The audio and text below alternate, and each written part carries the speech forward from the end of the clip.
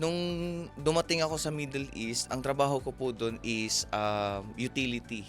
Parang naglilinis kami ng mga rooms, gano'n. Um, may mga minsan naman is parang naglilinis kami ng mga kitchens. At talaga, anong Oo. taon yan? Yan yung unang abroad mo? Yes. Nakipagsapalaran ka abroad? Yes. Anong mga taon yan? 2011 to 2015. Tapos nung natapos ko yung contract ko doon, kasi nagkagulo nun sa Middle East, kaya napauwi kami, hindi ko natapos yung second contract ko. Ano yun? Parang kasama ka sa mga repatriates ng Yes. gobyerno that time? Yes. Anong year ng ano yun? Sino presidente that time? Si Ninoy, Noynoy. si Noynoy pa. Noynoy Aquino.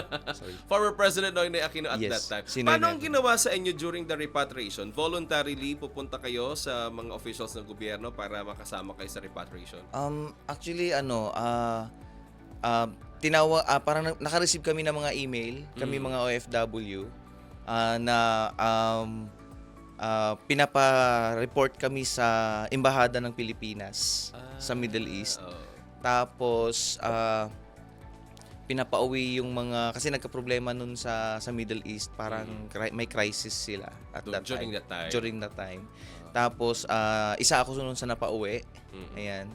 So, good thing naman is may benefits kami nakuha dun sa company namin nung napauwi kami. Whereas sa Pilipinas, wala kami nakuha.